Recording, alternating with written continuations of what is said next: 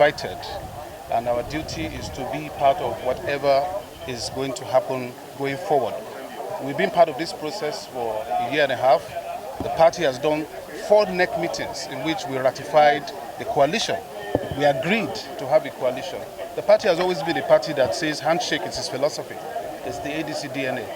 And so here, all the 36 states, including Abuja, are here. The chairmen are here. We are not worried about the idea that we are being replaced because we know the Constitution. But we just want to make sure that the public understands the way we operate. And so it's a solidarity visit to our new leaders. It is also a communal visit to each other to prepare for the next steps. And that's why we're here. And it's been a wonderful few hours of deliberations. And then we'll go to the next level, which is to sensitize and to mobilize around the country. One of the leaders of APC also came and collected his card. Next week, Labour Party and Obedience are coming to collect their membership. In fact, they are having a conference. Tomorrow, a group is meeting just to declare that they are coming to Lagos. You know, Lagos has the largest voter register and the biggest population in Nigeria.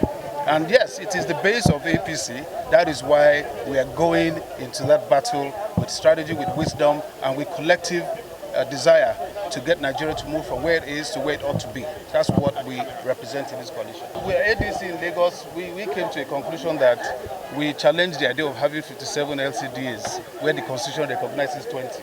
So we did not bother going into that, therefore legitimizing what we are, one of the things we are struggling against.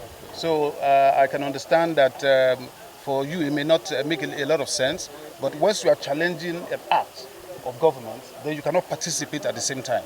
Nonetheless, we have never stopped any single candidate who wants to go ahead. So we know that there are 1 or 2 candidates in some local governments where they have key strengths, and we told them go ahead. But as a party, we are not endorsing what we may later challenge in court if we think it doesn't follow the Constitution of the Federal Republic of Nigeria. Now, about INEC's operations, INEC is going to conduct some by-elections.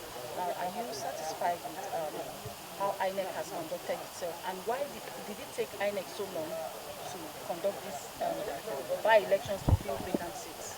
Well, of course, this is probably not happening in my jurisdiction, so my comment is going to be limited to the general principles that INEC in itself is one of the systemic issues we have in electoral methodology in Nigeria. You know, the fact that the president gets to appoint the head of INEC, he gets to deploy them in various states, and so, you know, in a way, they're not able to make certain decisions on their own and say we want to do this without getting clarity, especially since they're going to be funded, you know, also through that act. So I'm not surprised. I was on TV over 60 times in the past 1.5 years in Lagos, talking about inefficiencies in the civil service, the public service, and various ways in which our government institutions are running. So that is why we are here. We are here to be the credible alternative to Nigeria, talking to you about why some of these things are failing and what we need to do to correct them. And so you will continue to see more of those kinds of systemic failures because the structure itself is untenable. Sir, can you tell us your name again? George Ashiru, Chairman, Lagos State ADC.